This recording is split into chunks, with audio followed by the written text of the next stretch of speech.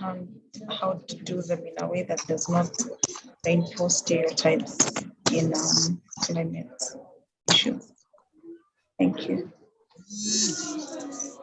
Thank you. I'm sure I struggled a bit to get you, Mora, but fair enough. Felix Muley, your mic is up, so let me just pick you. Felix Muley. Yes, good afternoon. Good afternoon. Yes, so first of all, I'm very happy to be here. I represent, or I work with Radio Shahid in Isiolo. And I'm here because I want to actually add on to my skills on climate reporting, to be able to see those things that in the environment that are signals of climate change, and how I can actually bring them and reflect them in my stories. Thank you, Felix. So Magdalene Dinda, you are next in the list. Okay. Good afternoon, everyone. I'm Magdalene Dinda from Kididi FM in Taveta. By the end of the session, I'm expecting to learn more about how I can go about stories concerning climate change and widen my experience and also my knowledge about climate change. Thank you. Thank you, Magdalene. Bernard Munyao, please. Good afternoon, everyone. Good afternoon. I'm happy to be part of this discussion. I want to explore more about areas which are yet to be done in considering coverage on climate change. Thank you. Thank you so much. Agnes Mwangangi.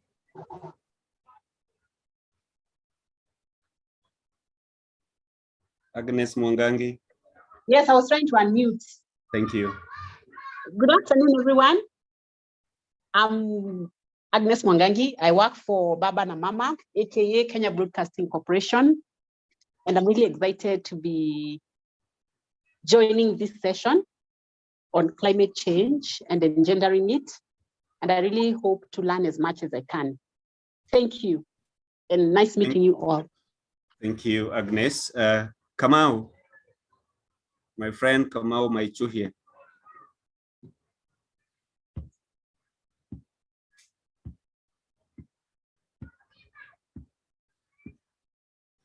It seems Kamau is not.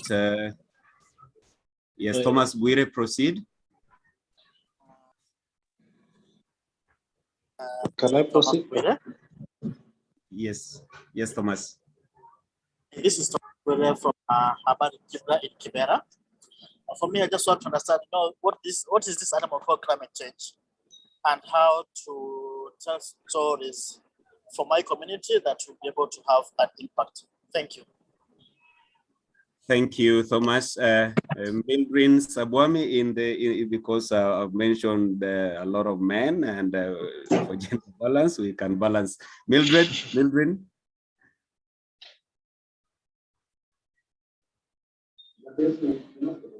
Okay, Manuel, proceed. Okay, thank you. My name is Manuel Odeny. I'm reporting for Radio Africa Group from Migori County. That's the Star and Radio Jam. In Migori, we have Lake Victoria, and then we have swamps around Lake Victoria. So I'll be happy to know how these have been affecting, climate change have been affecting livelihoods, because we have several women who used to do fishing, but now they are diversifying to poultry farming. And then we also have issues of irrigation. A lot of irrigation schemes are coming along. So I'll see if that can impact on climate change and how people can work. And also around community dams, we have a lot of siltation in community dams, and nowadays dams are dry. So I'd wish also to cover stories around that. Thank you, Manuel. I'm trying to be cognizant because we are 40, so at the risk of having all of us introduce ourselves, but I think we'll try to see what to do. Kamau, you're here. You can hear now. Yeah, thank you, Ben. My name is Kamau Maisho here from Nation, and I'm happy to be here. And my hope is that the training will assist me to tell better stories touching on climate change, and more so with a gender angle. Thank you. Thank you. Yes, yes. I think we can also utilize the chat box. Can you just put our introductions, the basic information, so that as you do that, then I can ask, try to pass this baton to my colleagues so that we also take care of the time that we have, and we can have enough time for discussions. So I want to request you to put something on the chat box, your introduction for those who have not, so that we go that. Be that as it may, allow me to invite my colleagues to introduce themselves. So I'll start, our host will be Mercy, but before we welcome Mercy, I want to ask Mustafa to say a few words, then welcome Sami.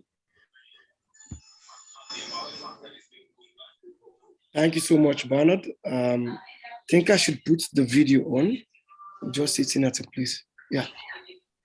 Thank you so much, Bernard. Good afternoon, colleagues. Karibu, welcome. A lot of familiar names. My name is Mustafa Dumbuya again, and I work with Journalists for Human Rights. And I would like to take this opportunity to welcome all of you for joining us this afternoon. Looking forward to learn together, and hopefully, and I believe this training you find worthwhile in your day-to-day work. Karibu. Wambua, naomba maji ya kunywa. I also thank Bernard for the introduction. If people can manage to turn their videos on, yes, that may be helpful. So it will help particularly the facilitator later, so he's able to put name to faces of people. Thank you, Mustafa. So, Sami, you can say a few words, and then we proceed from there.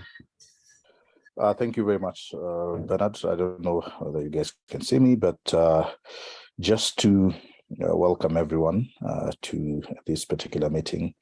And it's supposed to be an interactive one, to be honest, where we generally explore more in terms of climate change and how it affects gender. And from most of you, we have received a lot of story proposals, and of course there are some that had that gender lens, but it's a way for us to generally be able to look at it further, discuss, and also hear what your contributions are, because some of you are outside of Nairobi, and you're able to interact with different people, you know, the effects on different people within the areas where you work. So even as Edward engages us on climate change and effectively reporting it from a gender lens, it would be nice to listen into some of your experiences where you're working, and it would be awesome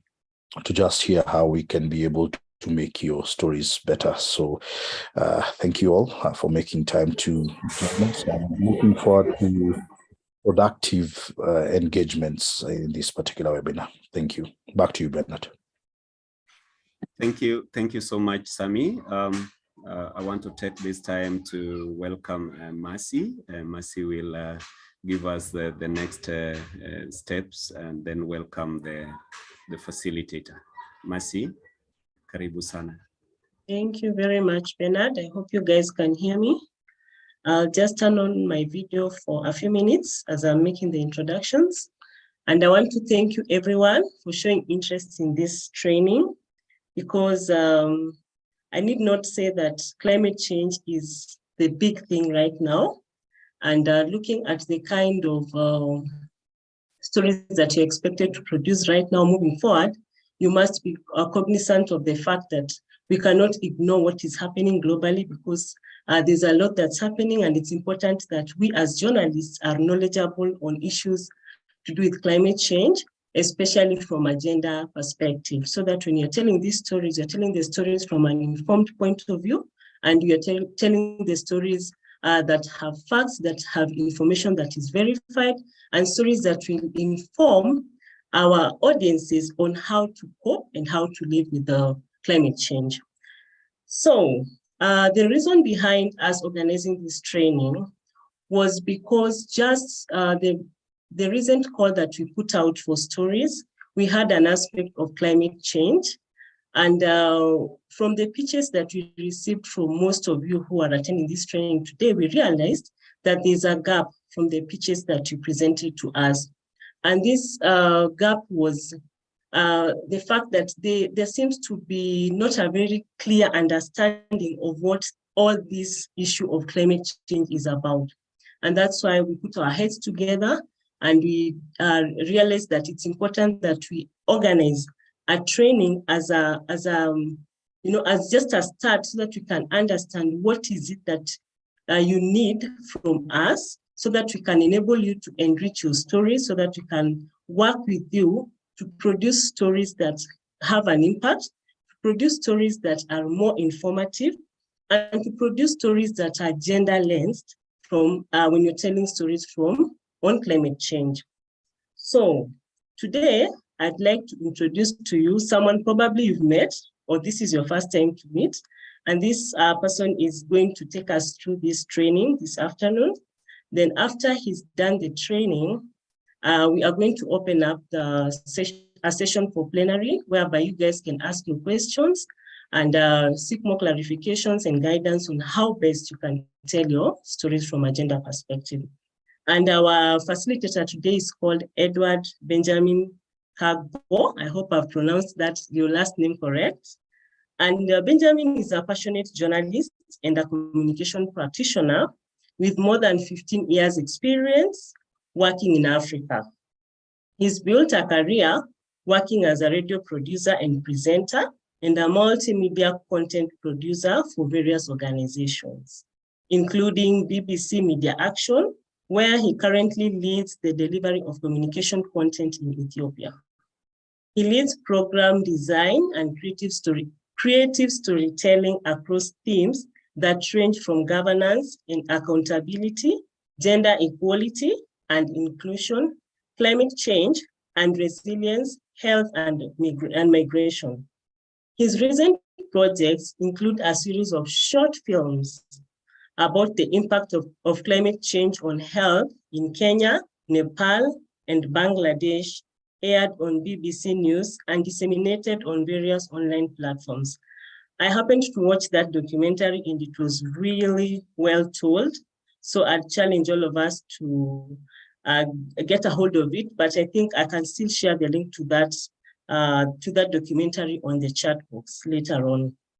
So Bernard has also just finished producing another series of 7 short films that tell stories of resilience of Eritrea and Somalia refugees in Somalia.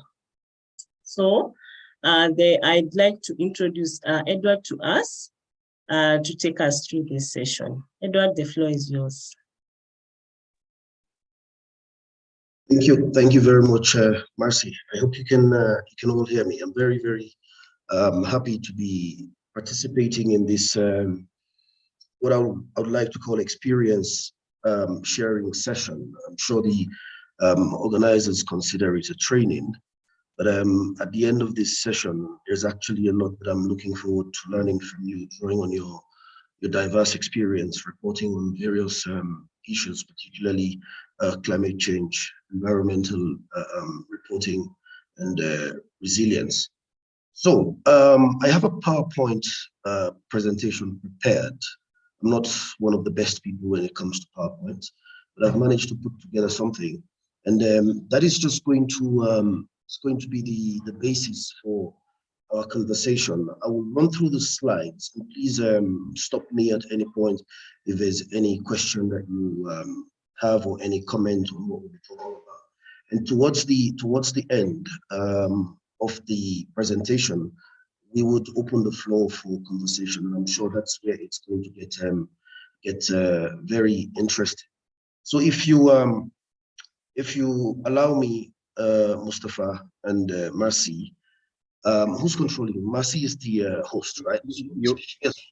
have the rights. You have the rights, yeah, Edward, to share. Share my screen. Okay, cool. Yes. So I'm going to share the PowerPoint slides and run through them quite quickly so that we have enough time. discuss, go through some of the questions and then the comments that you would have. Can you see my screen?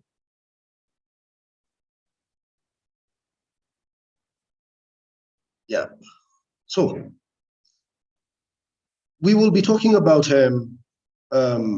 gender and climate change specifically, and then we'll be veering to gender at some point, because we cannot just go into discussing reporting climate change through a gender lens without actually laying the foundation. So what we're going to do is to have an outline, talk about climate change very briefly, and why it's not just science. I'm sure many of you who report on environmental issues and cover climate change know by now that it's not just a science. There was a time when we're talking about climate change, it came across as quite a very hard, metallic scientific topic. But all that has changed now, because we are all, in a way or the other, living the experiencing climate change, and we're living it instead of just talking about it from a scientific standpoint. So we'll talk about that briefly, and then we'll also talk about the way the conversation has shifted over time. There was a time when the scientists were talking about climate change, they were making predictions, basically, what is going to happen, what will happen, and then now we're talking about what is happening and what will happen again. So you find out that there's a cycle going on here with the climate change discourse. And we'll talk about the approaches to climate journalism. I like to look at these as storytelling. We'll have a few examples of that. Because sometimes when you employ these technical terms, it puts a wall between us and the issues that we discuss. So my own way of simplifying it is to just see it as storytelling. It's just the everyday storytelling that journalists are used to. It's just that we're shifting the focus from the politics, from the other social issues, and focusing a bit more on climate change. But at the end of the day, you also find out that there is a clear nexus between what is going on with the environment, what is going on with climate change, gender, and all these other issues that we cover on a day-to-day basis. And that builds a solid foundation for us to transition into mainstreaming the everyday issues, why they're important. And then by the time we get to the gender part of it, we have a clear understanding, and we've laid the blocks for the conversations that will follow in the question and answer session. So I'm moving on to the next slide. Why does climate change matter? Why does it matter? It matters because it affects all of us, people, our health, that's very important. Our well-being, we don't always, it's usually not one of the first things that come up when we start having climate change conversations, but it's quite a very important aspect of climate change and how it affects people. And then agriculture and food security, the stories. I mean, in Kenya, in the Horn of Africa right now, there's a serious issue with food insecurity and famine, because of changing weather and climate change. So there's the agriculture and the food security element of it. And then there are the familiar disasters, extreme weather events, whether it's flooding and droughts, lack of rain or irregular rainfall patterns in various parts of the world, and particularly poorer countries in Africa are more affected. At some point, we'll talk about very briefly about the debate around, loss and damage and climate, financing for climate adaptation. And then if infrastructure is affected, whether it's private infrastructure, people losing their homes, or public infrastructure, that we all have access to and we all need, they're all affected by climate change. And it affects people's lives, okay, from our health to our well-being to food and water supplies, displacement. There are actually a lot of people who have been displaced as a result of climate change. And there's a lot of migration also. as a result of climate change. Because as people lose their livelihoods, people lose the infrastructure that they depend on, people lose the natural resources that they depend on for their livelihoods. People tend to move from one place to the other as a way of adapting. And then there's a serious issue of conflict, conflict over resources. If you live in pastoralist communities, you would hear stories about pastoralists clashing with crop farmers over resources, over water, and then there's the issue of pasture. So as the climate continues to change, all these problems, become much bigger than what we are used to. So if you take all of this and put it together, then you begin to appreciate the scale of the problem, how big a problem this is, because it's 360 degrees affecting, us as people. And as journalists, when you begin to look at it from that perspective, not just something that is, scientific and technical, then you begin to appreciate the implications that it has on people. I think it helps us to better relate to the stories that we cover. So, and that takes me to the next point, why climate change is not just a science, So basically what the science does, what the scientists have been doing over time, and what the scientists do today is to help us understand what is going on. We're living it, but then you need a scientific explanation. So the evidence that you need to explain the phenomenon that's going on, the insights, the risks, the impact, the predictions that they give us. They tell us, if we don't take action by this number of years, this is going to happen. Temperatures are going to continue to rise, sea level will rise, and A, B, C, D.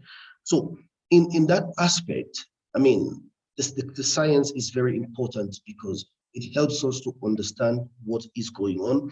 The science generates the necessary evidence that we need to understand what is going on and to be able to better report it from an informed point of view. So there's no way we can discount the scientific element to it. But what is also important is that we don't just look at climate change as just a scientific issue, because that's a mistake, that we've made over time, and that actually shaped the discourse for a very long time, preventing people to fully appreciate it as a reality, So it's not just a scientific issue, and it's not just an issue for the scientists, The way we communicate it, and the way journalists report it must reflect the experiences of people, and it should reflect the current reality that we live in. So we make use of the science to understand what is going on, but we also, as journalists and as people who work in communications, have a responsibility to use the science to understand what is going on, but then report the reality so that people can actually see themselves. It's like a mirror, see what is going on and be able to appreciate the subject better. And there's no better way to do that than using lived experiences, what people go through. Like I said in the beginning, it's storytelling. And there's no storytelling without people. There's no storytelling without the lived experiences of people. So by using those lived experiences, you're able to illustrate what the science is telling us. And by using the science, you're able to explain these lived experiences. So you see the way the two are interconnected. And this, in many ways, can come in very simple forms. So there's a video that I'm going to try and play you here. This is a video of a lady called Primrose in Barbuda. So this was filmed after a hurricane. Very simple, just somebody who's living it, saying exactly what happened. So I'll try and play this video. Hopefully the audio is clear enough for you to be able to listen to what she's saying.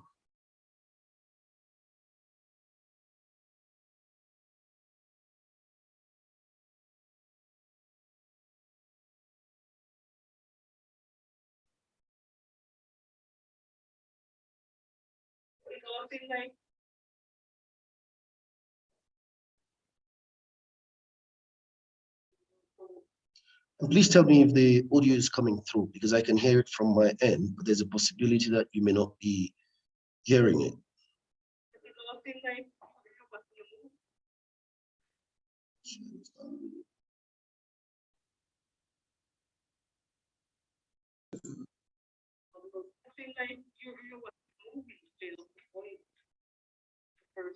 Edward, it seems we can't hear it. Probably there is some audio setting on your end. I had to ask for direction to my own house. You can't hear the audio. It's from afar. It's from afar. From afar. Kindly maximize your screen. Sorry? I'm saying maximize your screen so that we can watch and also. Okay, thank you. All right.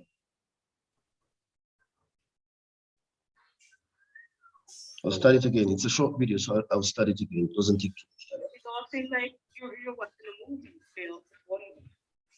The first time I came back, I didn't know where to go. Couldn't recognize anywhere.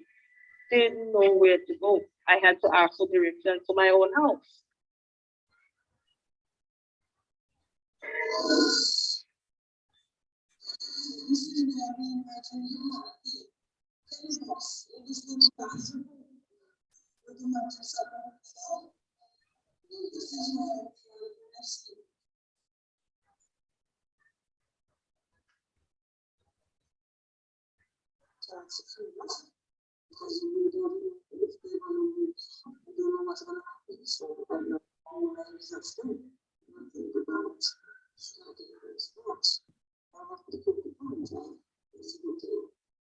The point is gone.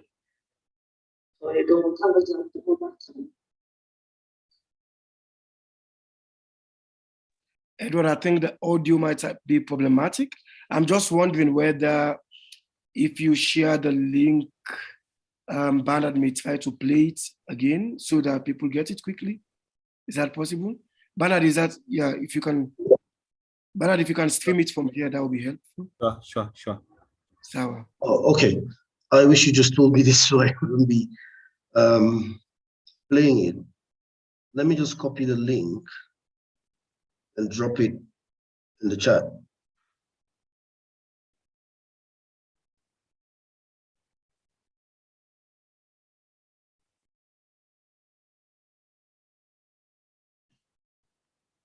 So there you go. So basically, while we wait for Bernard to open the link, it's a very short link. What we're trying to do with this video is to say that people are the very important part of these stories that we tell. When disasters strike, there's also the tendency of speaking to the officials, speaking to the people who are involved in emergency response. But what they did with this video is basically looking for one person who's affected, using a mobile phone, and be able to tell, you know, a real story, you know, from one of the people who've been affected by a hurricane. And it's not just the story about where they were, it's also about, you know, what is, oh, I think we got it. Yeah. The first time I came back, I didn't know where to go. Couldn't recognize anywhere. Didn't know where to go. I had to ask for direction to my own house.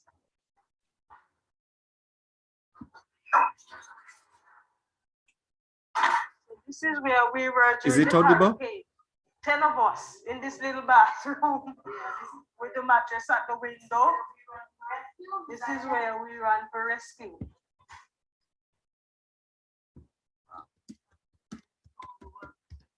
Get a chance to clean up because we don't know if they're going to rebuild. We don't know what's going to happen. So right now our whole life is at stake.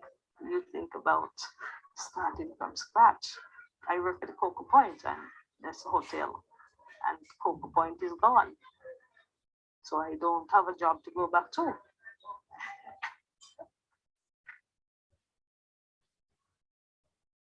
Was it audible? Yeah, I heard it.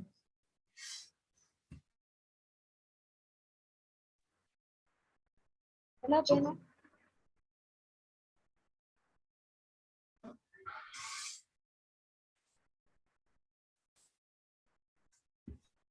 So let's go back to the slide. Like I was saying, what we're trying to do with this video is see how a very simple story can be so powerful. I'm not sure how how moving, you found it. But what I saw in it was not just some expert telling me about, what has happened and what caused it.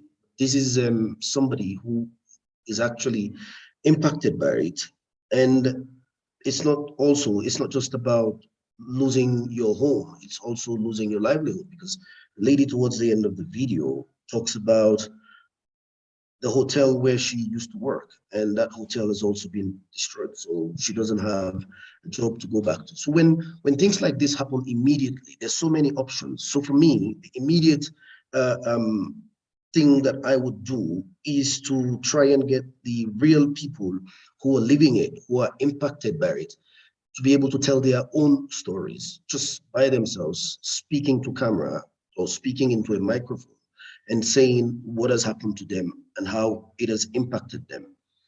So we will be talking more about this, but before we get into that, like I mentioned in the outline, let us go back and look at how the discourse around climate change has shifted over time. Like I said, it's good to look at it as a cycle. We were talking about climate change in the future tense, if you remember, not too long ago.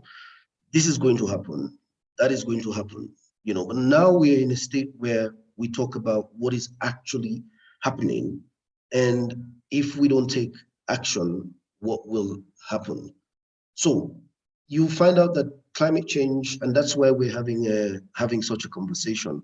Climate change is coming to the fore, of all the conversations that we're having today, and it is no longer, something that you just talk about remotely, because everyone is living it. So the discourse itself has changed significantly over the last decade or so, and I haven't been able to actually track what happened this year and the way the media covered the COP. But as media people, I'm sure you've been following it and you've seen that everyone has been talking about it. In fact, our colleagues in Kenya did a series of podcasts, very powerful, moving stories of ordinary people, the impact of climate change on their lives.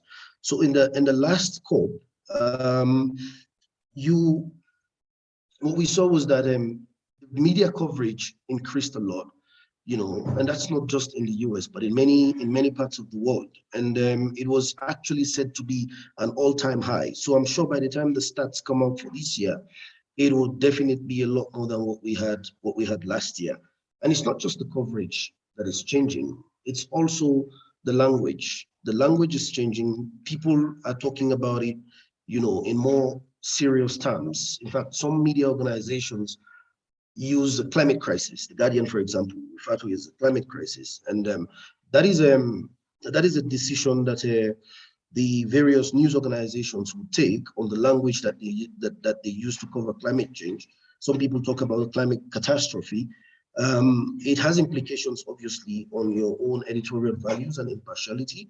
But what I'm trying to say is that some news organizations have actually changed the way they use language, that has to do with climate change. And we talk about it more now as something that's present, that's in the now, and that is quite a significant shift from how it was treated in the past. So I'm moving on to the next slide. Sorry, the internet is a bit slow in responding to my commands. So the next slide is basically going to set the stage for us to talk about the way we approach climate reporting and climate journalism generally. Yeah, there you go, it's up. So there's a story environment in every beat that we cover, every topic that we cover has an environment. Every story has its own environment.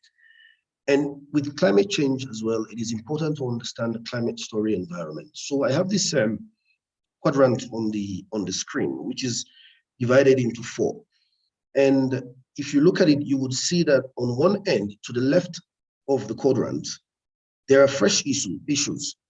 And there are the hidden issues. And to the right of the quadrant, there are familiar issues and there are entrenched issues. What does this really mean, and why does it matter when we report climate change? The fresh issues are the unknown issues, right? And these are the issues that usually would have a weak opposition. And if you work within an environment where you have a lot of climate deniers, especially those climate change deniers, especially those who are in powerful positions, it's important to also take note of this. You know, you would have issues that face weak opposition, issues on which a lot of people agree, and then you would have issues that face very strong opposition, which many people, especially the powerful people, would disagree with you. And sometimes some of these issues even endanger the lives and the safety of journalists. So on that end, where we have the fresh issues, and there are usually weak opposition to that. So you talk about issues that are revealed, you know, they are new, and then there are the familiar issues. You know, the people know them, people talk about them all the time, but then as journalists, we don't say that because these issues, people are familiar, the audience that we cater to are familiar with these issues cannot be reported.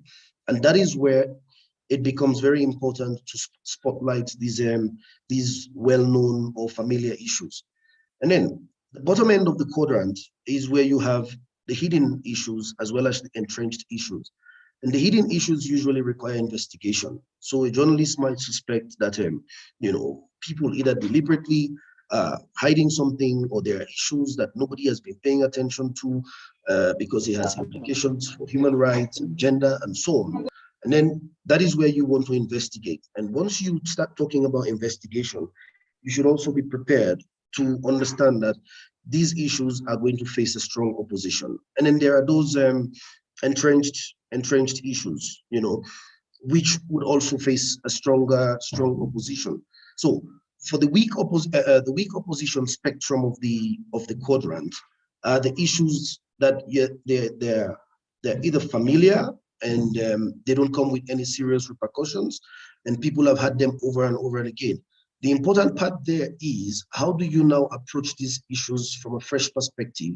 How do you spotlight these issues so that attention is not moved away from it? Because we live in an information ecosystem where a lot is competing for people's attention. There is a lot of distraction. There's politics going on. There's finance and the economy and so on. So for you to continue to sustain the momentum on familiar issues, then there's a need to continuously revisit these issues and spotlight them from a different point of view.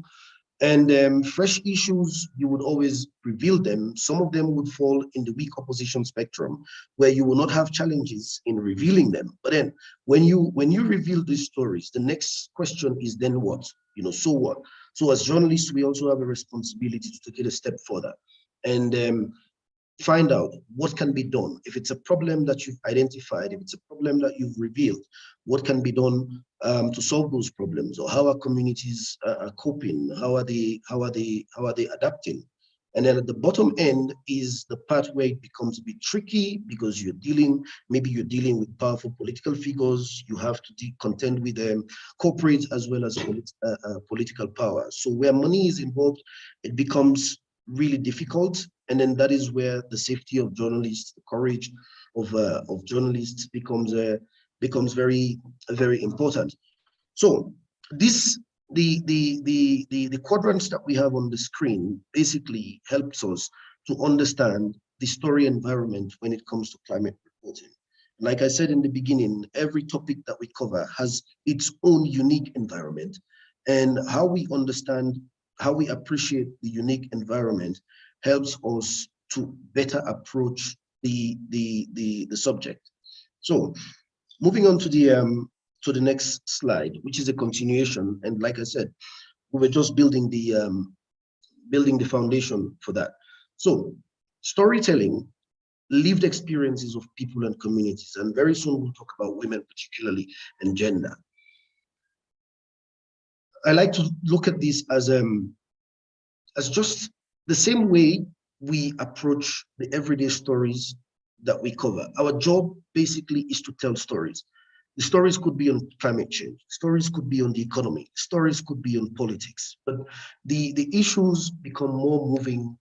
They become more powerful, more emotive if they are framed within people's lived experiences, within people's stories that they themselves tell about these often very complicated subjects. Like climate change, for example, like I said in the beginning, can be a very hard topic to talk about and to unpack. Once you begin to look at it, through the experiences of ordinary people and through their stories, it begins to make more sense and it starts becoming even more relatable.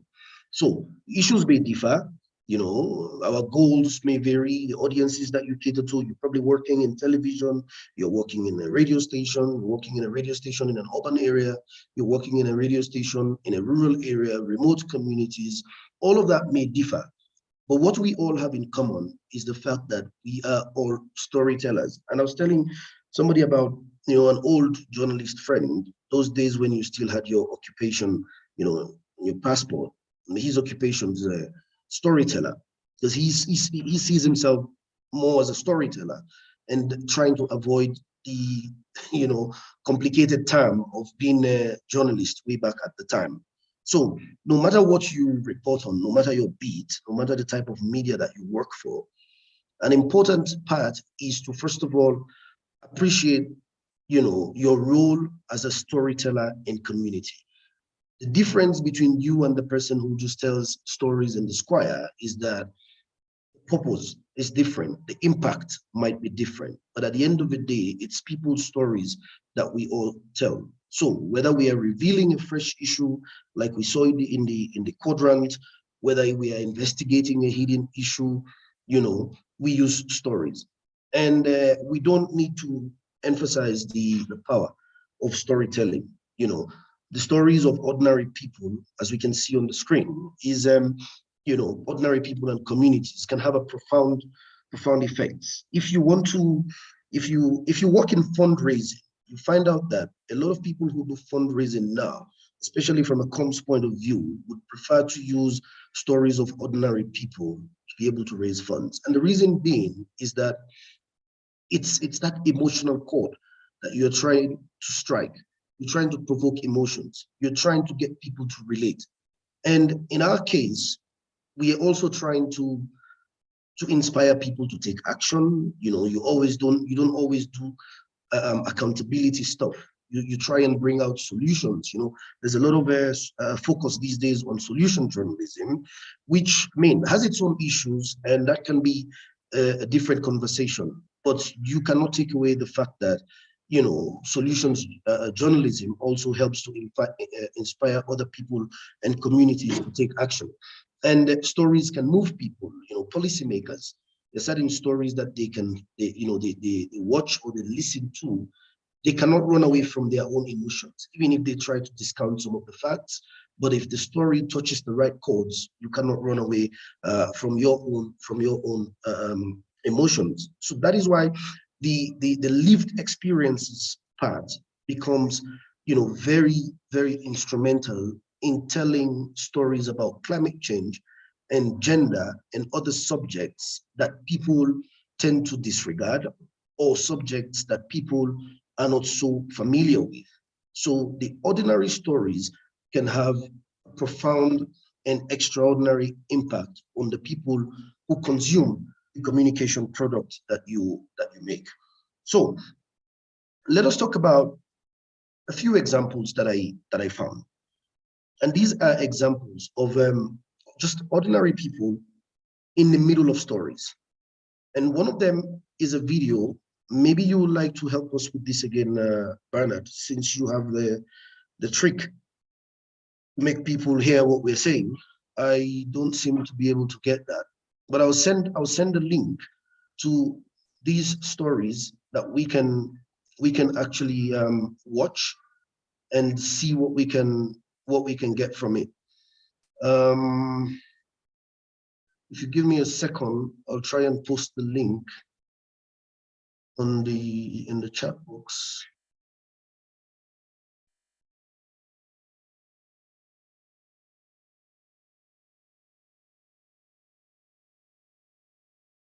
Oops. Just a second.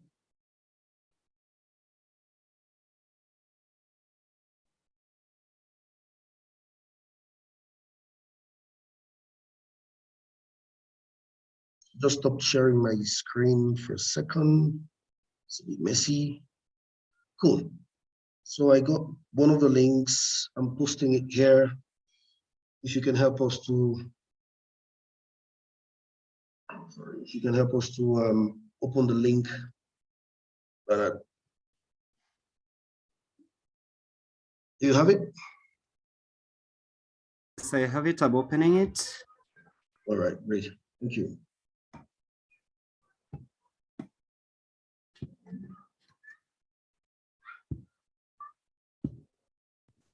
So this is just another example of having ordinary people tell their own stories and how profound that can be.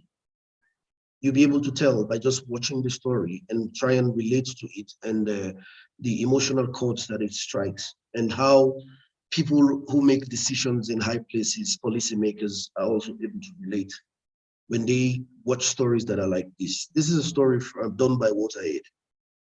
Please go ahead.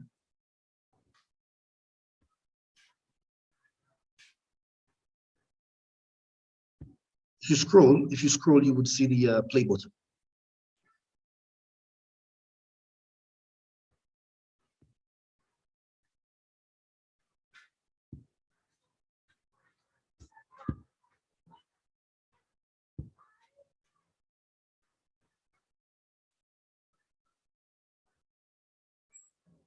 Scroll down, please.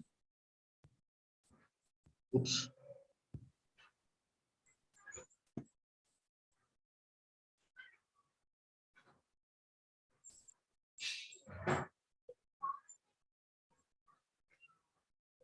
You got it? Just a minute. All right. Just a minute, Edward.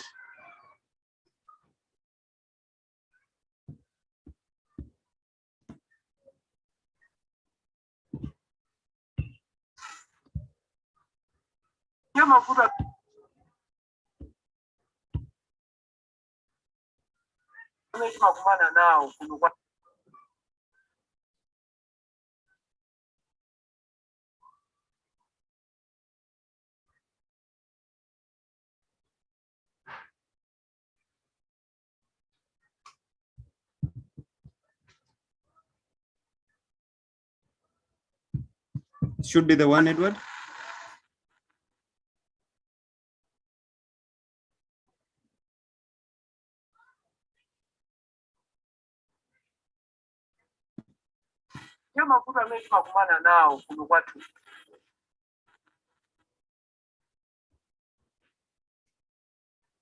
It's taking quite some time to load.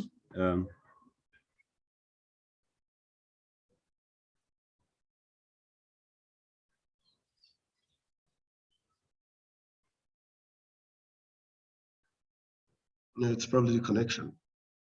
Sure.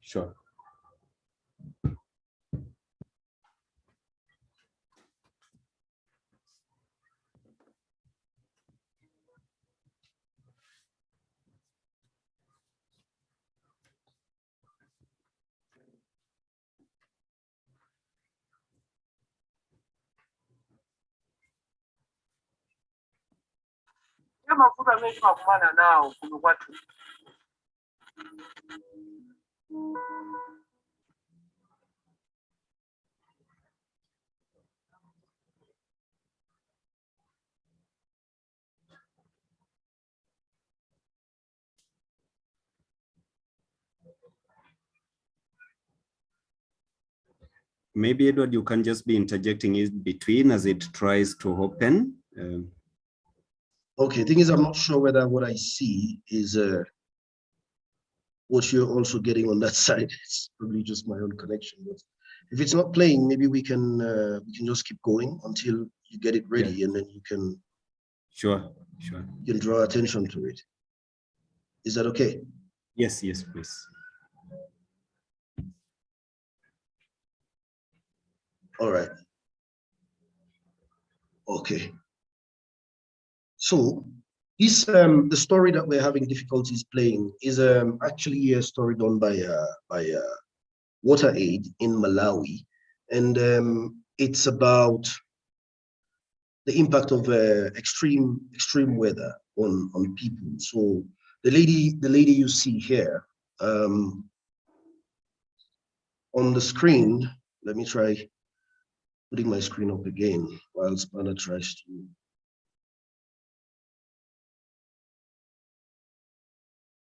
Oh, still sharing the screen. All right. Yeah. So the lady we see here, basically what they do for a living is they sell food. They make food and they sell to fishermen, you know. And as you know, as the water recedes and keeps going further away from them, it means they also have to move. So you can see here she's cycling. So this used to be just right next to where they live, but because the water has gone so further away, the fishermen move. So basically their market is moving. And what that means is that they have to also keep moving and follow the fishermen because they make food specifically for this market, fishermen.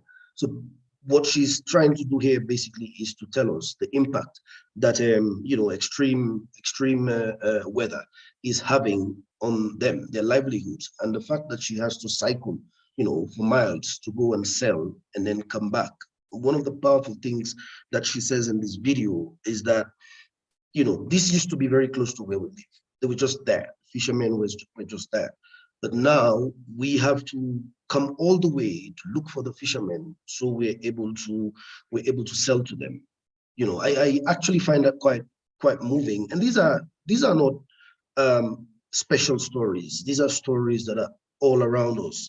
You know, how people are being affected, and without even talking about the science of it, without even going into the technicalities of it, just the story of, you know, one person, you know, basically tells us what so many other people, you know, are experiencing or might be facing. So the other thing that I would like us to focus on a little bit is not just the impact side of it. There is also the resilience side of it. There is also the adaptation side of it, and how people are coping. I'm not sure whether we can say positive stories, but yeah, you can call it that. So there are also people who are taking action. So the photo you see here on the left is actually a project where people are they're making what they call a green wall. So they're planting, you know, trees in what is basically a desert. And the idea is to be able to, you know, hold off the impact of climate change on them and their communities. So they're working with this organization that has this initiative that supports them to plant trees. So it's a very ambitious project. They're talking about, you know, 80,000 kilometers of wall. They call it the Green Wall, and this is happening somewhere around the Gambia and going towards the Sahel, where communities, and this project, the interesting thing is that this is a project in which ordinary people are working to solve their own problems and to mitigate the impact of climate change on them. Obviously, they have the technical people who are supporting them, and they have the people who are helping them with the resources. But the difference is ordinary people taking it into their own hands. Again, I should emphasize that these are not special stories, but then these are stories that give us a very good example of how ordinary people and their lived experiences can take center stage in climate change and environmental reporting. And in the photo, you would see it's both men as well as women working together. Here, there's no time for saying, okay, the women need to go and cook and the women need to go to the market or look after the kids, whilst the men do the planting. It's everybody in the community working together, doing what they can to be able to solve a problem, a common problem, a common problem with a collective solution, right? So if you still cannot open the video, maybe we can continue. So still on, you got it?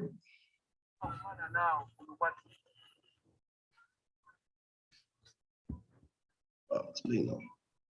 Kuri chiopsezo chambiri ndekuti mmene kwapwirira pamene patikangobwera kufika kunyumba timakhala m'mavuto kwambiri.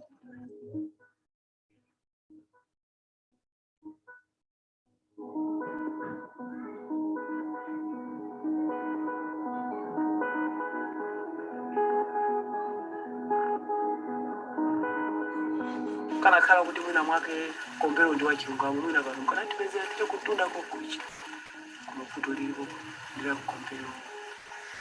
Tiye tikapanga cho chivula so ikangoyamba so kugwa.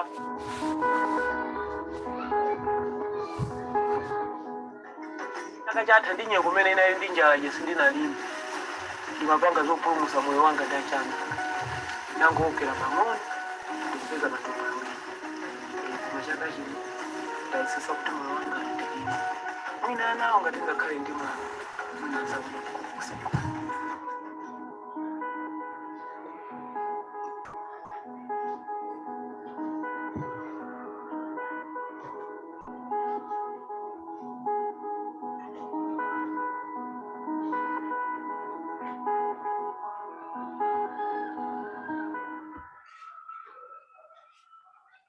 Thank you.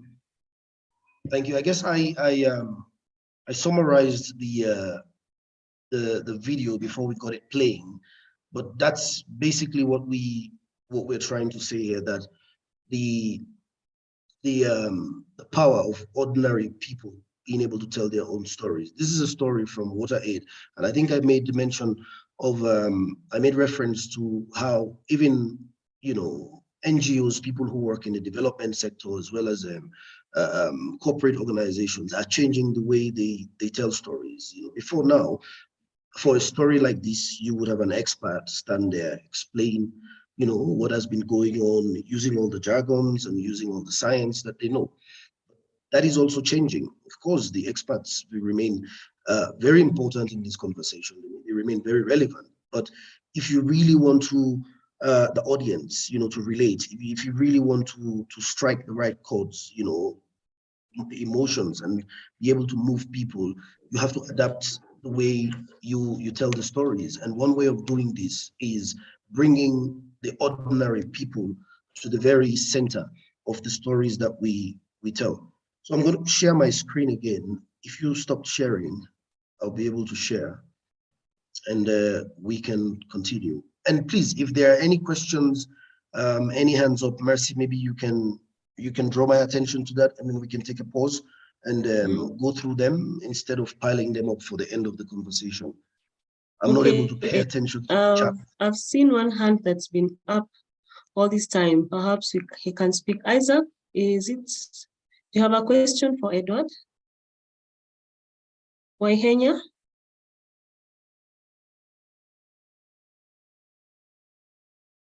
Okay. Or if alternatively, we can just write the comments or questions in the chat box. That's Bernard, are you still sharing your screen? No, Edward, you can proceed. Oh, it says one participant can share at a time. You may just you can share, Edward. Just click yes.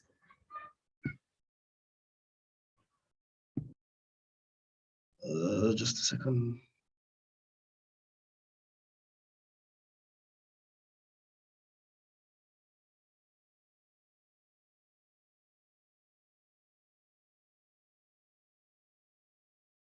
I'm still unable to share.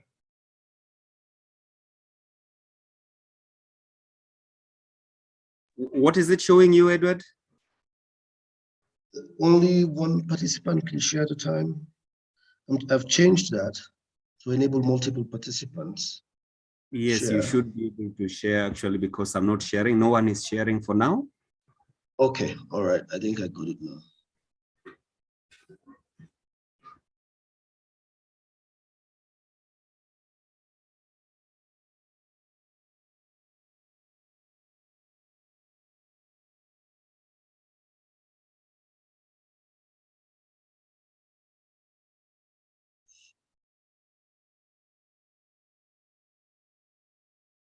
Just a second.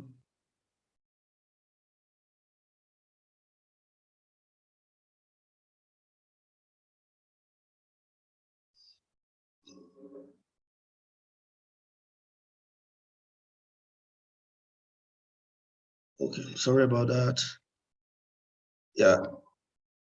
All right. So back to the conversation on the way we approach climate journalism. So there is a model that I like to look at. I know for many people there is what we were taught about, you know, the inverted pyramid.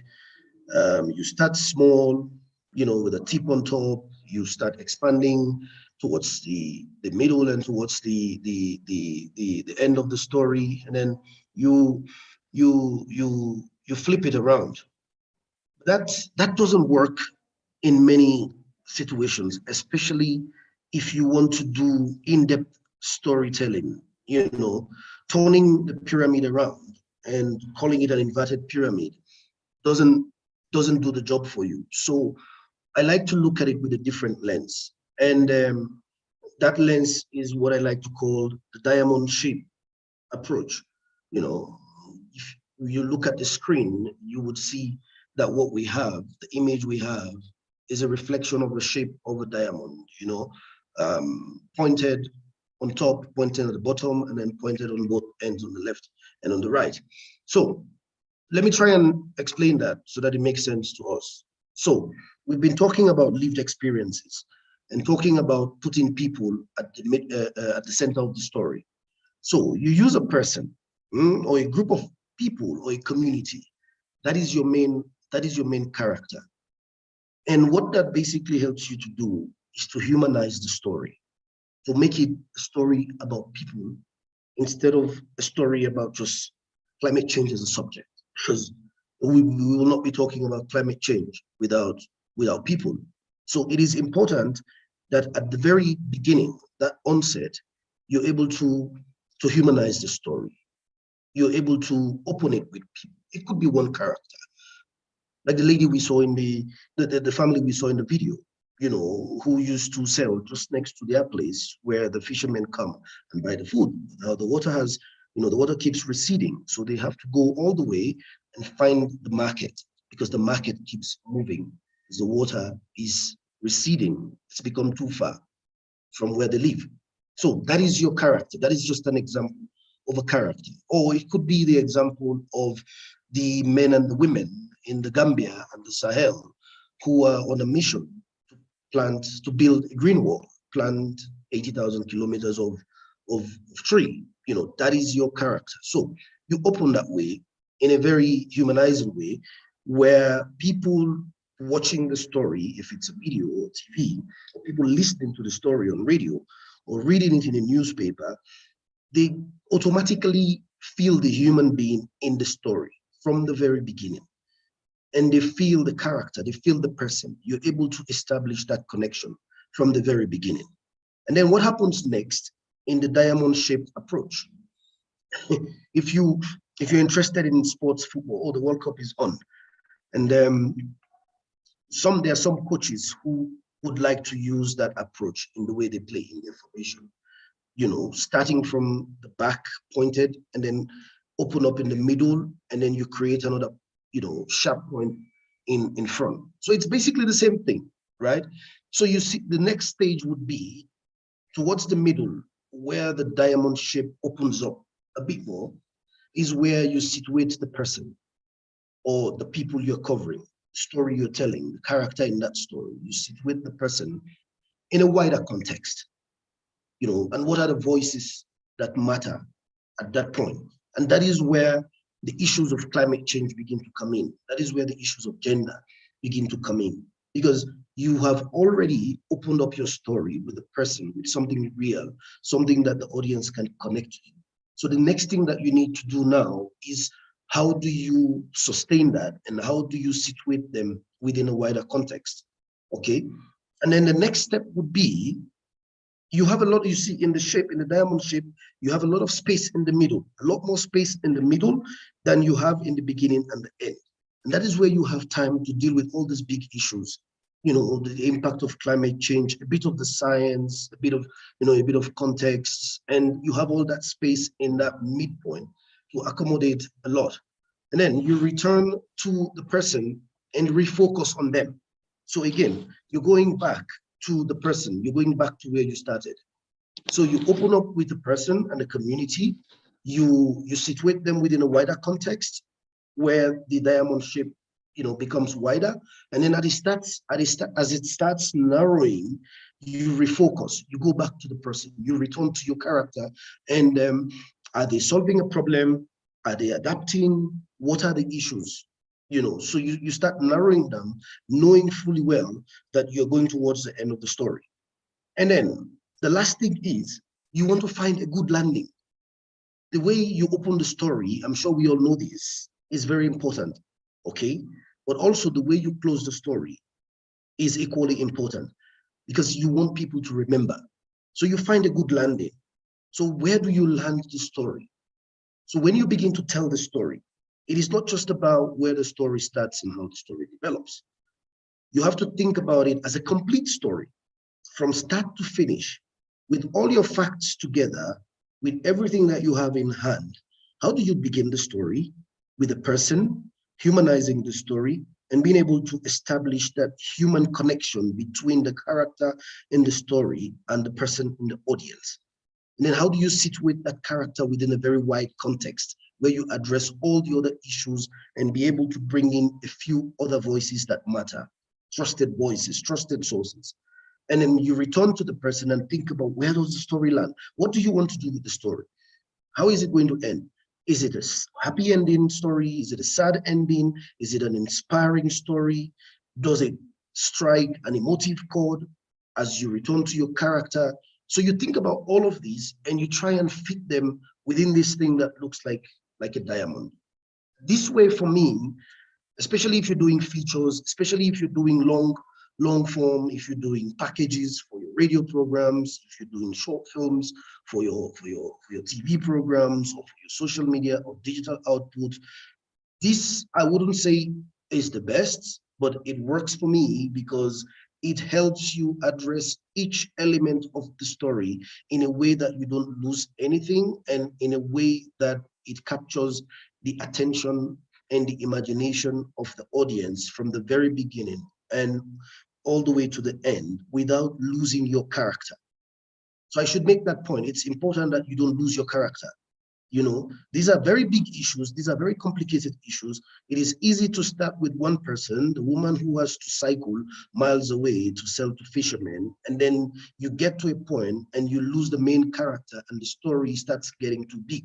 So when the story gets very big in the midpoint, as you go down towards the end of the diamond, you begin to refocus it on the person and then find a very good landing for it.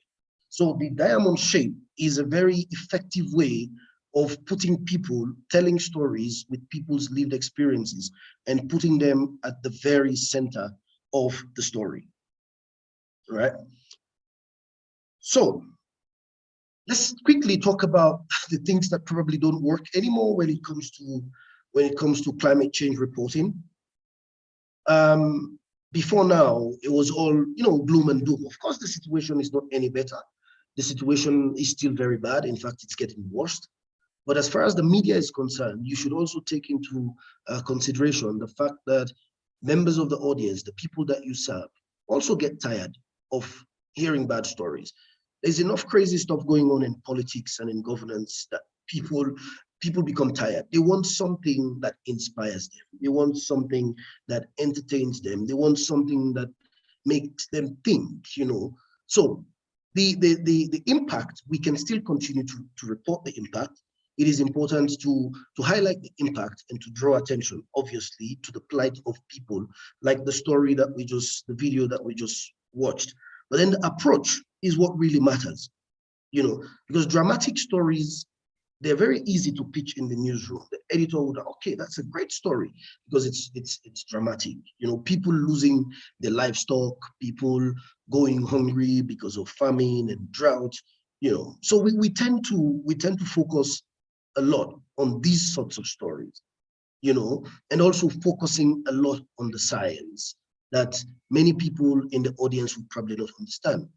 And limiting climate change stories to just the environment program on the radio, the TV program on the radio, the back pages of the newspaper or the science pages of the newspaper, and the only people who report climate change are the science reporters, the only people who report climate change or gender are the gender reporters. Then these are methods that we've been stuck on for a very long time, and we can still use it. But if you want to be more impactful, we have to think of new ways of approaching these same old stories, and one is to have a good balance between impact, adaptation, and resilience. We can't just be talking about impact without talking about adaptation, without talking about resilience. And there are lots of communities that are impacted by climate change that are actually doing something about it. Like the people who are trying to build a green wall, they're not just focusing on the problem, they're actually doing something about it. So how are those people working together? How are communities working together? Something that is emotionally positive and inspiring. People that have, lost. A few weeks ago, we were somewhere in rural Ethiopia, and one of the stories that we were working on is how communities, like farmers, are now using a type of grass called the elephant grass. Many of you would know it. It's just something that grows widely, and just everywhere by the roadside. Now they have come to learn that with this elephant grass, they can actually prevent the soil from eroding. They can actually limit the impact of flooding in their compounds and on their farms. Plus, they're able to get food for their livestock, because what they used to do was to feed the livestock with the remains after cleaning grains. That's what they would use to feed livestock, what they don't want.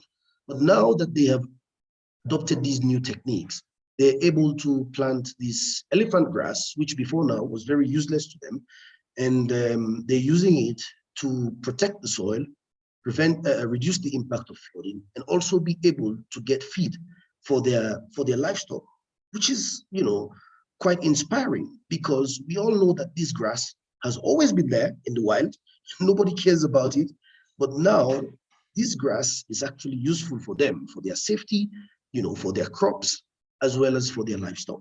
So there are those sorts of stories that don't just focus on the impact and the doom and gloom, but also focuses on solutions and what communities are doing. And also using relatable and representative stories. That's where marginalized groups like women, children, persons with disability. And when we went to do that story, we actually spoke to, the mother of the family, as well as the husband. Together, they were telling us about their experience with flooding in the past, their experience with erosion, and what they're doing. So using relatable and representative stories is very, very important, because people tend to connect when they see or hear people who look like them, who speak like them. And as a media organization, the last thing you want today is to not be representative of the audience you cover. Therefore, every section of the society that you cover matters, whether we like it or not. So even if you don't do it because you believe in human rights and you believe in equality, just from the point of view that your audience would not be happy with you is a very good reason to do it. So being representative with the stories you tell, being able to cover different sections of society, telling the same stories, is very, very important. And then expanding the coverage of climate and environmental stories. These are decisions that more senior people in news organizations and media organizations take, but it is important that we don't just see these stories, like I said earlier, as stories that are just limited to environment program. Okay, there's a story about climate change. Let's put it in the environment section. Okay, there's a story about people who are doing some amazing stuff to adapt to the impact of climate change. Yeah, we cannot put it in the main program. We can put it in the environment program, or we can put it in the agriculture program. This is the attitude that we've used over time to approach these stories, but we've gone past that now. because these stories definitely deserve a place in the major programs that we are running, or the main front page of a newspaper, or the major TV and radio programs that we're producing. So the next point is speaking to less scientists and politicians, and identify credible, local, and trusted voices. This is debatable, but the point I'm trying to make with this is that sometimes when scientists speak and when politicians speak, it's either a turnoff, especially on the part of the politicians, because we all understand the level of trust between politicians and their audience. And for the scientists, usually some of these technical terms just fly over people. And it's just the same guy from the Meteorological Service is talking, or it's just the same guy from the Climate Change Secretariat talking. So local people, credible voices within the community, local people, ordinary people, you know, as small as they might be, they can also be very influential. And like I said earlier, people tend to trust, you know, who they know and who they believe, especially if they're doing some amazing stuff in their community and they see them or they hear them on radio. It is more likely that they're able to copy those examples when those people actually say it themselves than somebody reporting it for them in the voice of, let's say, a leader or a politician or a scientist. So identifying those credible local voices and trusted voices is also very important in reporting what is going on with the environment, especially climate change. So having said that, I'm going to move on to talk about gender and climate change. So why gender sensitivity in climate change or environmental reporting generally? This is a question we started off with. Why climate change? So now we break it down, one step down. Why gender? Because the answer is pretty straightforward, but I've got some bullet points here. Sections of society, you know, that rely mostly on natural resources for their livelihood, you know, they're most impacted, like the video we saw, you know, and these are mostly women, especially in our own settings, you know, and those who are least capable, you know, because of their circumstances. I mean, capable in that sense, because of their circumstances. Those who are least capable to respond to disasters, those who are least capable to deal with hazards, droughts, floods, famine. And when things like this happen, women are most affected, and children. And then there's also the issue of unequal participation in decision-making at home as well as at the community level. The reason this is important is because we all understand the context within which we work. And it's quite similar from one African country to the other. And in fact, many other parts of the world, the power structures are more favorable to men, you know, all over the world. And that has not changed. A lot of progress is being made, but it's pretty much the same for many women and for most women, actually. So because of that inability to be able to equally participate in decision-making, whether it's at the home or at the community or the wider societal level, it makes it very important that you focus on that marginalized group, you know, and marginalized groups include women, you know, and children and persons living with disability and so on. And women are the poorest in society, usually. They work more than everybody else, if you begin to count the hours, but some get paid less for what they do, and some actually don't get paid at all. So as a result, the incomes are not the same, and that makes them the poorest, not because of the inability to contribute and to work, but because of the two things I mentioned just now, not getting paid equally for the same piece of work and not getting paid at all. Okay, so when you take all of these factors into consideration, you begin to appreciate why gender becomes an important part of climate change and environmental reporting. And then there are things that we need to avoid. Avoiding the we're all the same trap, because when issues are not framed in an outright within an outright gender and empowerment discourse. Things like climate change. It is easy to say, come on, we're all suffering from the same drought. We're all suffering from the same food insecurity. We're all suffering from the same flooding. I mean, why do we have to look at gender, differently? We live in the same villages, we live in the same towns, we live in the same cities. We're all breathing the same dirty air. We're all suffering from pollution. Yeah, all of that is right. But then their lived experiences are different. Remember, a few slides ago, we were talking about the importance of people's lived experiences. And that also means paying particular attention to different groups in society. And here we're talking about gender. There are gender disparities. There's inequality. People are the same. They live in the same communities, but their experiences differ. Okay? So women's experiences of climate change are unique. They're different. And when you begin to speak to the women who have to trek miles to get water because the water points in their community is drying up, and traditionally it's the women and the children who go out to get water, and then women are having miscarriages as a result of that, you begin to understand how unique these lived experiences are or can be. So it's important to shine a light on those unique experiences, and that is why a gendered lens is very important when you report issues like climate change. Because as much as we all live in the same villages, we live in the same towns, and we live in the same cities, the experiences are different. So the reason I say we have to avoid we are all the same trap is that it's a trap, actually. And until you pay attention to that trap, it is very easy to fall into that trap. So we are all the same trap limits our ability to approach stories with a gender-sensitive lens. Because you wake up in the morning, you think about climate change, you're working on a story, and you see everybody as the same. Because they all live in the same community, they all live in the same society.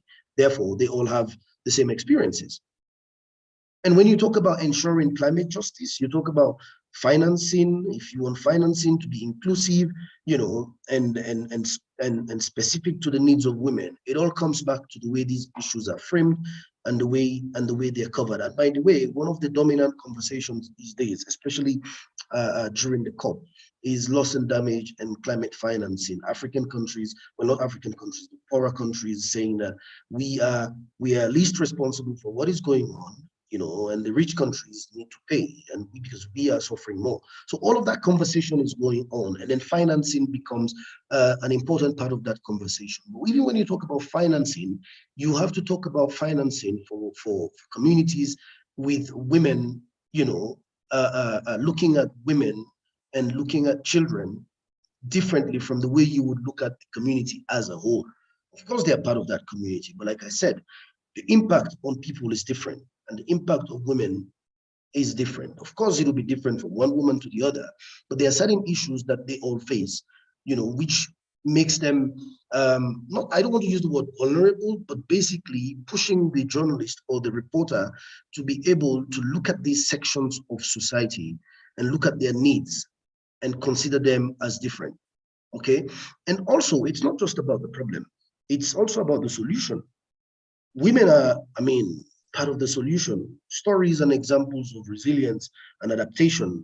The photo at the bottom of the slide is the family I was referring to earlier on, and she was actually the one explaining to us, how they've adapted, what they've done, and what that means to them, what has changed.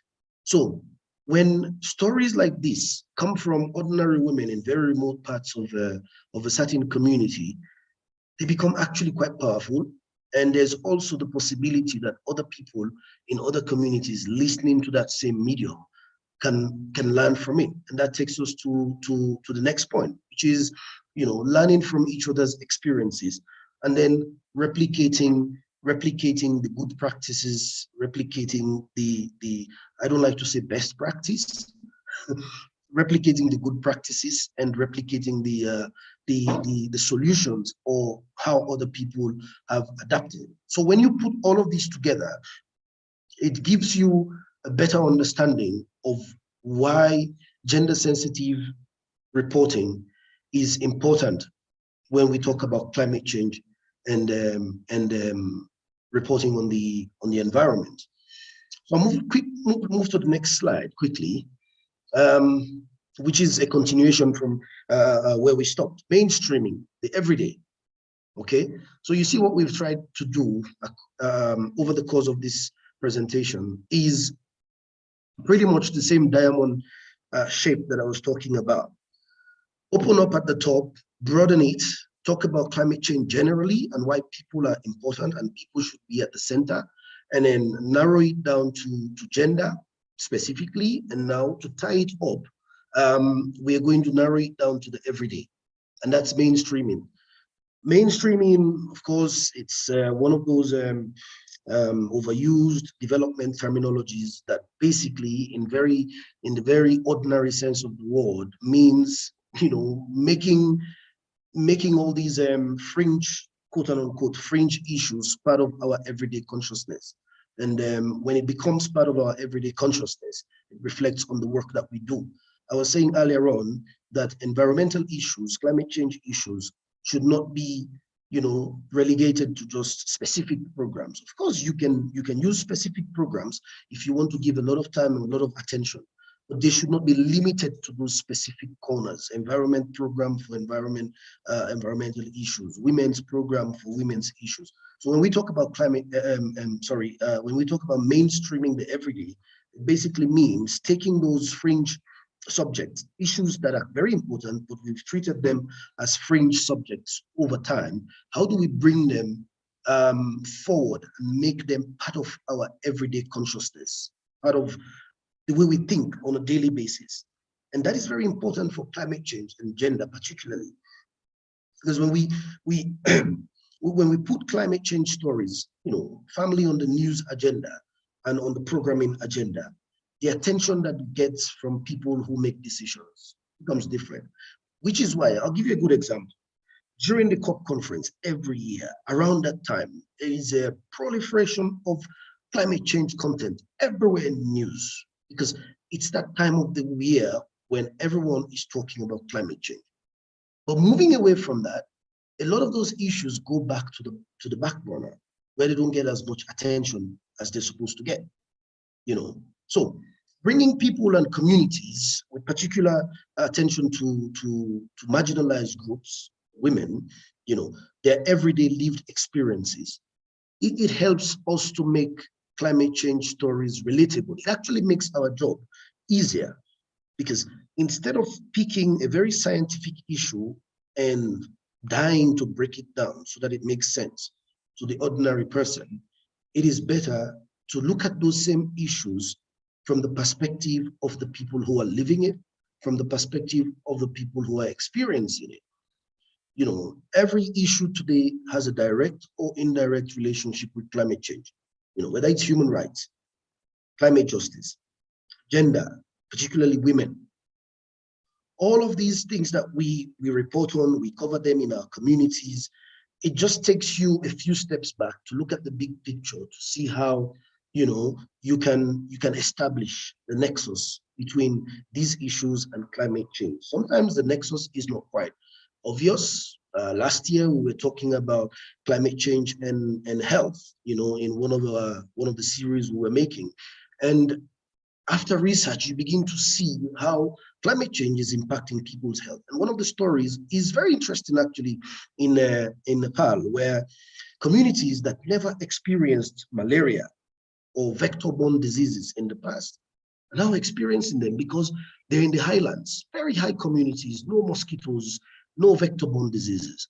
But as the temperatures increase, what they're finding out now is they've started having cases of malaria, for example. And the only way this is happening is because the temperature is getting warmer, and mosquitoes are now able to go up in the highlands that used to be very cold before. So they now have to deal with, they don't just have to deal with malaria, they have to deal with a completely new disease that they don't even understand. So this is just one case of people, you know, this is just one case of how climate change is affecting people's health as well as their well-being. And another story we did in Kenya, my colleagues did that story on mental health. So you start to think, oh, climate change, mental health, what is it really? Okay, there was no clear nexus because there was no diagnosis. But the story was about this man who lost his livestock, like in 2 floods, lost all of his livestock, was left with nothing, zero, and he became suicidal and started thinking of killing himself. And then the wife left because she couldn't stand the thought of him, being suicidal. There's no food. They had nothing, absolutely, So the impact of what happened to his livestock and the loss, on his mental health came out very clearly in that story. So the point I'm trying to make with these examples is that the moment you step back, you're able to see connections. You're able to see the relationship between climate change and our everyday lives, 360 degrees. Every aspect of our lives is affected by climate change. And you can see that from these two stories that I just talked about. And every section of the population obviously can relate, to specific climate stories. If your focus is on pastoralist communities, there are loads of climate change stories based on the lived experiences of ordinary people that they can relate to. If your audience is a farming community, crop farmers, there are loads of stories. If your focus is urban communities, there are loads of stories that people can relate to. And these stories, what we do as media people, as journalists and communications people, basically is to create a platform where they're able to tell these stories. You don't necessarily have to tell their stories for them. You just need to give them the platform and the opportunity to be able to tell their stories. So before we go into the discussion, I would attempt, hopefully you're able to hear this. So this is a film made by colleagues in Kenya about water. And it's about water points drying up and women having to trek, long distance to be able to get water, and how that is impacting their health. It's a short film. I'll just try and play it. And after that, we can go into the conversation. I hope I've not talked too much.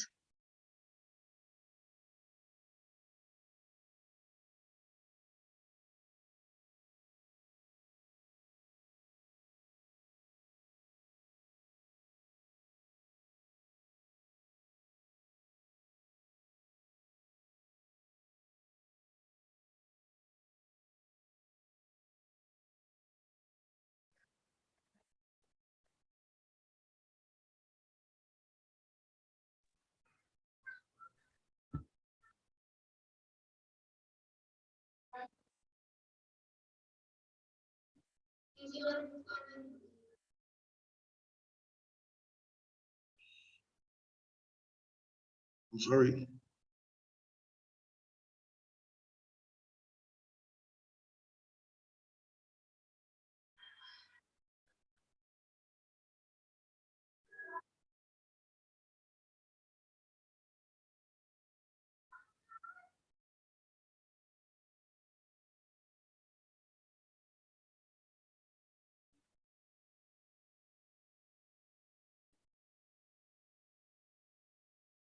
Not sure if we can hear it.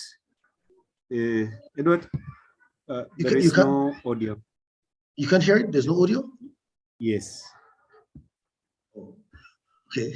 So what do I have to do? Should I send you the link? Yeah, just share the link. Just share the link. All right.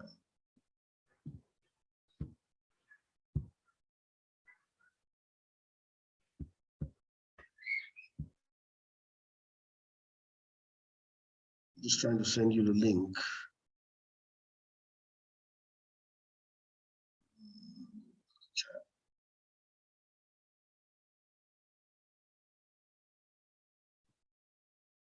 There you go. I hope you're able to play it quickly and it doesn't take too much time to load. You have the link?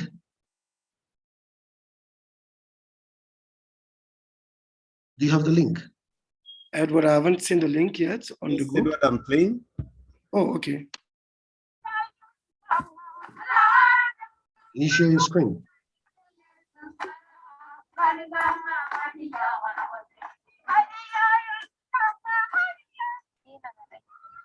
Oh, tarta. Orang demo ni. Isi akan kutulan ni jadi. Kemudian saya keluar kawan dah cokar baca kamu naran baca. Keluar dari daun itu kamu. Nah cokar baca kilim aku baca. Nyulan tu perasa tangan bar. Kemudian yo taruh malah cor. Tamat. Uang ngal bawa nau. Buat tanya kata banyak nang dai berne. Nak ni dai. Mambo ya hali ya anga imebadilika. Zamani mvua ilikuwa inanyesha, ilikuwa tunakunywa maziwa, ilikuwa tunapata kila kitu kwa urahisi. Sasa sasa hii maisha ni ngumu ya sasa, si vile ilikuwa zamani. Shida ya maji hapa ndio shida kubwa sana. Hapa tunaenda kushota kwa laga. Alafu tena ni ile unashimba ile mrefu kabisa ambayo watu 4 watu 5. Sasa hapa wanashimba na mkono. Nakaa kama hizo balls ambayo watu wao wanashimba ile gari inachimba. Sasa kwa sababu hatuna maji mengine tunakunywa kwa neema.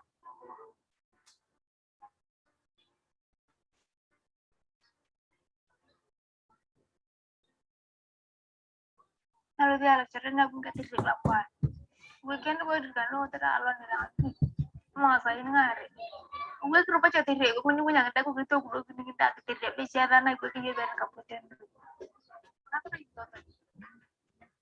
Ya kan tuh kalau acak kan gitu ya. Gue tertolak aja bareng nih aja nah. Ya kan kenapa pun nah.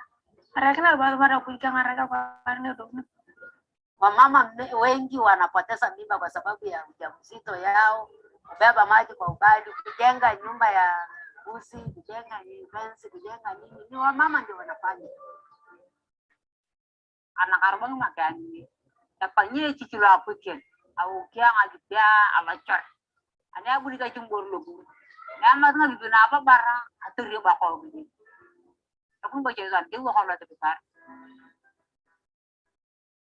Arang lagi yang karena berbeda lagi. Yakka cicil yakka ada juga cicil galau. Kama sih lebih cicil lokalan. Apa sih? Karena cungkuk. Lokal air ada yang tuh pakai air kan. Cuma kena aku hari lewat lu tapi. Ayo nalu sih kayak kamu menurut kayak nana apa nalu jangan gitu. Karena kayak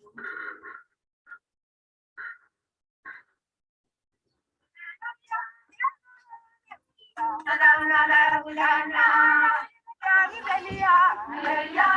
gitar, tenggelam sama rabu tuh kalau iya kapan uyan nira ini katuan, udah gitar, lama pergi kita kali, udah dia ini begini, udah gitar. Lakar kana pelingin di kangarangnya aku juga jarang deh buru putur gangga deh kayak aku tuh. Lagi aku begini tuh boy ya aku utara gitu dan aja kontrol tenang nak kayak boy.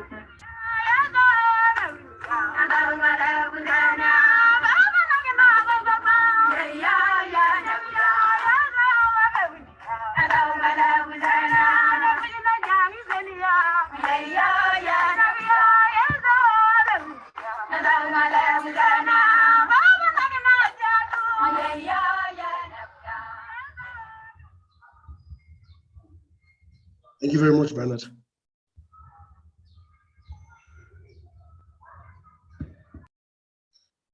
Yeah, so that film is about, we're talking about how climate change affects different sections of society. And that was a particular focus on women's health, you know, stillbirths and miscarriages. So you're pregnant and you still have to do all these labor intensive chores that puts the pregnancy as well as the baby as well as the pregnant woman at risk. So that's essentially what it's talking about. And there's no mention of climate change. That's another thing I need to point to. There's no mention of climate change. There are no jargons. There are no technicalities. It's basically ordinary people telling their stories and how changes in the weather and climate change is affecting them without having to say so. Sometimes audiences get turned off by these technical things. That is why from the onset, I emphasize the importance of lived experiences, ordinary stories, ordinary people telling their own stories. And this is something anybody anywhere can watch and relate to. These are stories that anybody anywhere can listen to and feel connected to. So one way, and I think the most important adaptation that we ourselves in the media need to do to climate change is to adapt the way we approach these issues. So that's all from the slides. Maybe we can, Mercy, maybe we can have a short conversation, question and answer, comments, and also to learn from the colleagues on the call. And if we have enough time for that. Okay. Well, thank you, Bernard, Edward, very, very much for that session.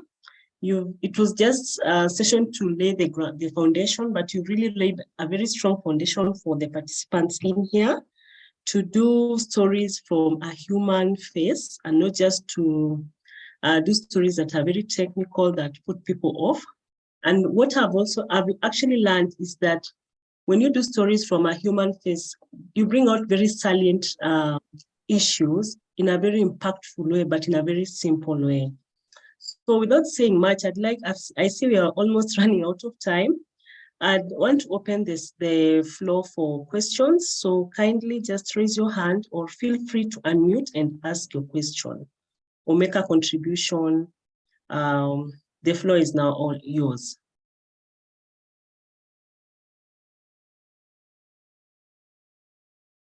Do we have any comments or questions in the chat? There are no questions. Let me just check. I see there are chats.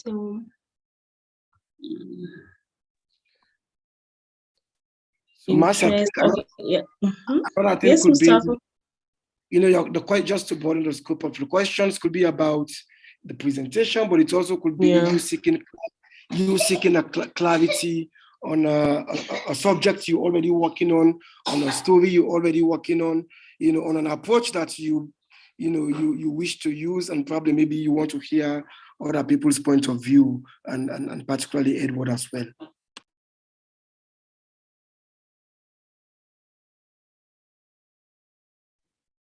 Okay, what I can see here on the chat box is I think Cynthia raised her hand.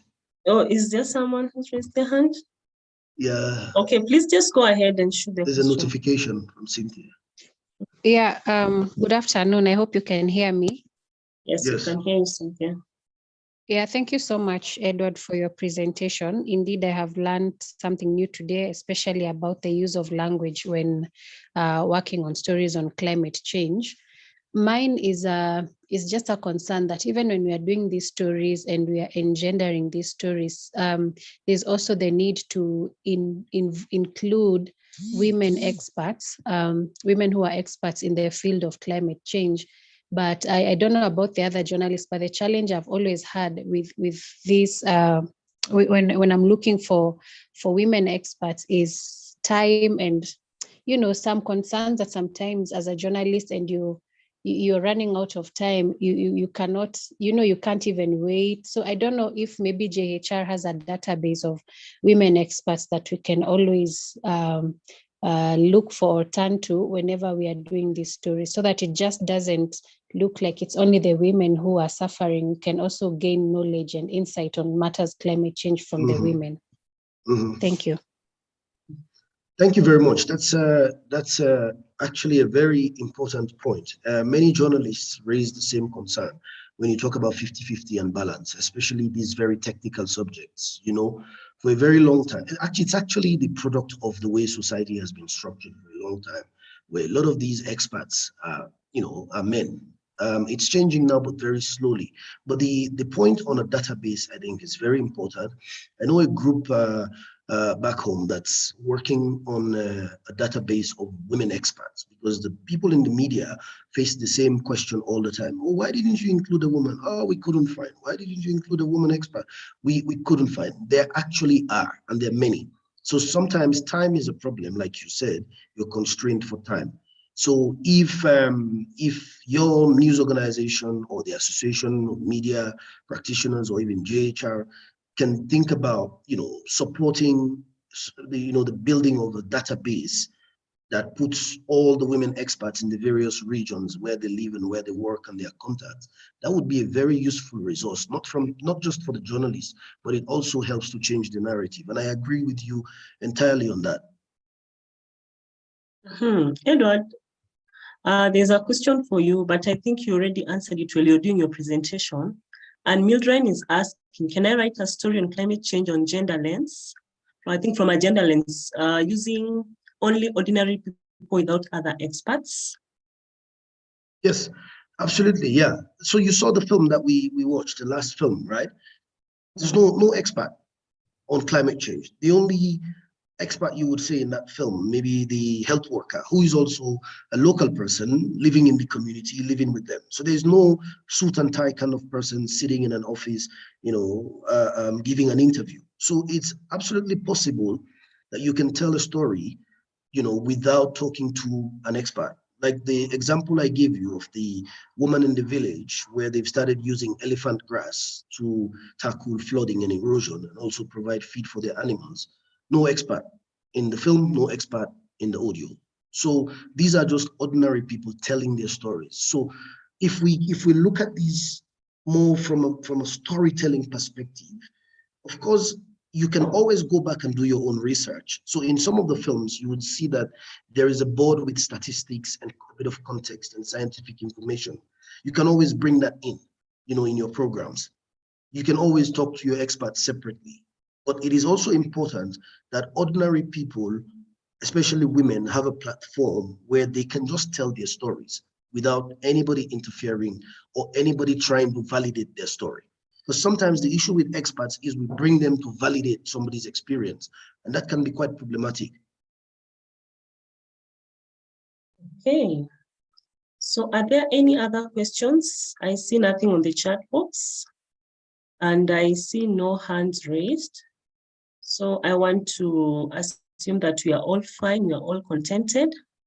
And there's a lot of appreciation for the work that you've done, Edward, from the chat box, that you've explained well. It's been a very productive session, very informative and educative.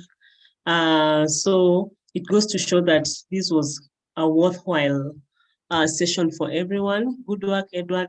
So I think I'd like to close it as of now. It's 4:06. I don't know whether any of my colleagues has anything to say as we wrap this up.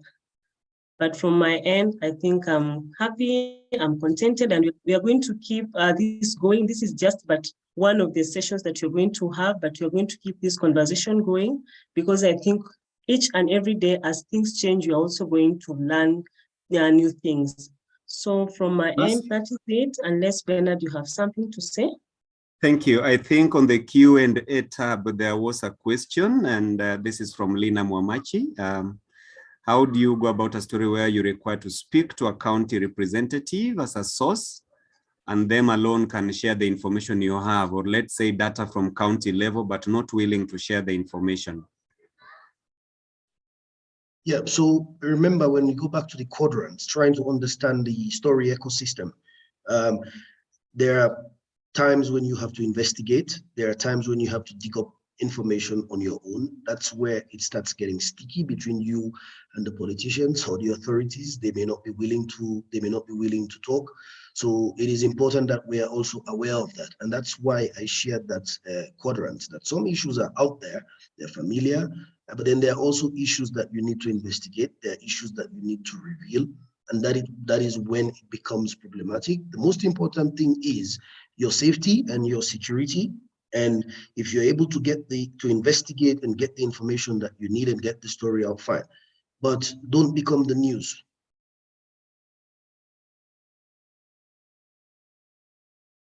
Oh, that's a good answer. So I think, can we end it there, guys? Okay. Unless Mustafa and Sunny have any closing remark, but maybe as they come, it's just to note that this training ought to have come after we released a shortlist, but that will happen likely later in the day or tomorrow. So I believe a lot of these skills you're going to also make use of as you do your stories. but of course in future stories as well. Back to Mercy, maybe Sami and Mustafa have any remark. Just to thank Edward, Mercy, Bernard for really coordinating and facilitating this training, and also to thank everyone who has signed up and also showed up for this training. Thank you for joining us. We hope it has worth your while. We hope you've learned, and we hope you will integrate the skills or knowledge you've acquired today in your storytelling. Remember, as you go out to tell stories, putting people at the center of the story is the takeaway for me, and I'm sure for everyone here. You can forget other things, but one thing you should remember is that we must endeavor to put people at the center of our stories. And when we say people who are affected, as Edward has already emphasized during his presentation. There was a point about the database.